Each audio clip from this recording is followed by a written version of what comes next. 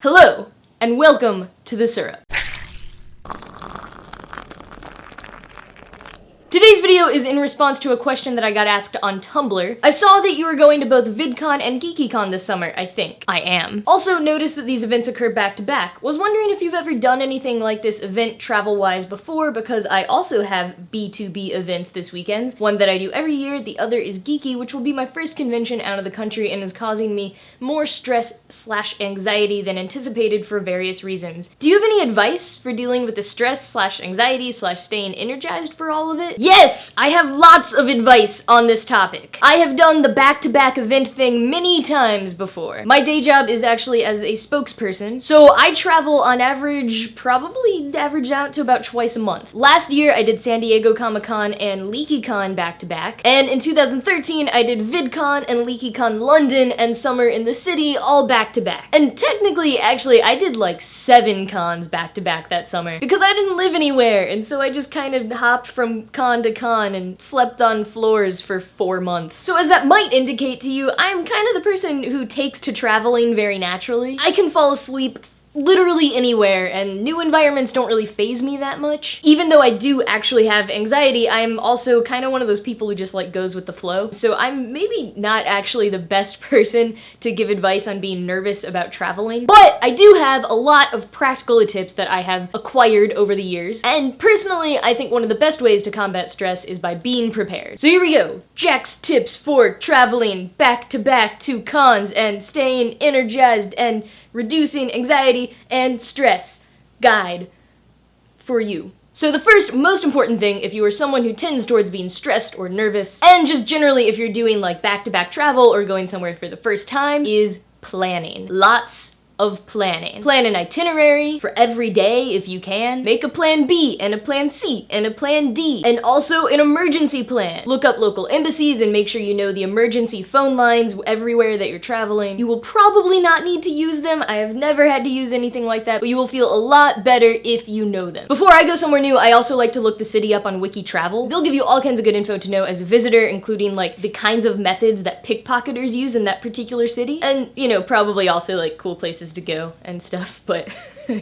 I guess I'm more paranoid of a traveler than I thought I was. Another part of being prepared is making sure you have chargers. Backup chargers if you have them. Also actual batteries if you have anything that needs batteries. Some of you might not know this, but these kind actually run out. I don't know how young some of you are. Do you know what this is? Do they still use these in anything that you use? And extra SD cards, memory cards, if you're using a camera or anything. You might think your old trusty memory card will be fine, but then you'll have taken like hours and hours of footage on this life-changing trip and it starts malfunctioning, so you gotta have an extra one. Also, any sort of like portable battery lifetime extender for your smartphone, it's a really good idea to invest in. And of course, if you are traveling between countries, make sure you've got all the adapters that you need for different outlets. And especially at cons, if you bring one of these, you will be everyone's best friend. Another important part of being prepared is making sure that you actually schedule times to eat and sleep, and that you pack snacks. One cool thing that I have found at cons or on really exciting trips is that I can really run on adrenaline. Like, even if I only got like 4 hours of sleep and I haven't been eating that much, I've still got tons of energy because I'm just so excited and there's so much stimulating me and there's so much going on. But that's still not healthy. The good thing is that you will probably be energized, but you might be energized in this sort of like loopy, delirious, I've been up for too long, there's a haze over my eyes kind of way. So it's best if you can figure out times to actually sleep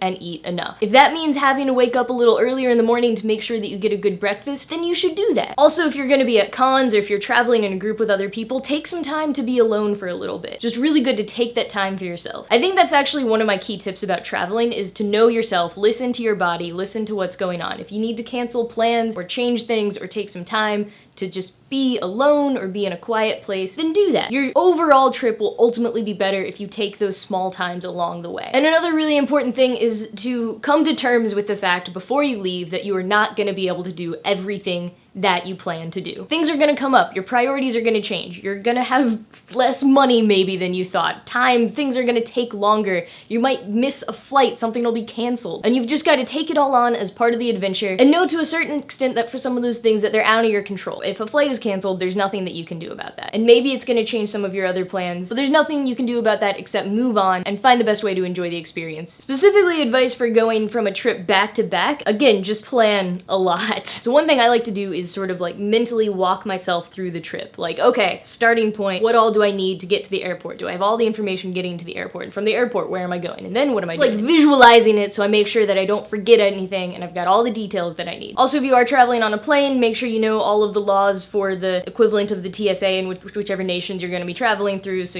don't have knives on you. Make sure you've got prescriptions for any medications you're bringing. Don't bring liquids, but I do recommend bringing a reusable water bottle anyways, because you got to stay hydrated the whole time that you're traveling. If you're bringing your computer, I recommend backing everything up on an external hard drive before you travel, because it has never happened to me, but I can't imagine there would be anything worse than your computer totally breaking down while you're traveling, and it seems like it would be worse somehow, so I always make sure to back up my files before I leave. My final tip comes from my grandmother, who says that you should never ever travel anywhere, no matter what you think. If you think it's gonna be super cold, or it's just a quick trip, or like there's no way that there would be a body of water, always pack a swimsuit. That's like her hitchhiker's guide advice. You never know when you might spontaneously go swimming. I hope some of that helped you. If you've got tips, because I'm sure there's tons more that I didn't even think about, leave them all in the comments. Everyone else, check them out. Also, you can still vote for me for Logo TV's Social Trailblazer. I know I am in super last place, but maybe if we all mobilize together and vote, something can happen. You can vote as many times as you want. You could vote like 50 times a day if you want, but I understand why you won't do that, because you would annoy everyone on your feed. All you gotta do to vote is just tweet or Instagram or Vine the hashtag #VoteJackson. Voting ends on June 24th. Thanks for watching.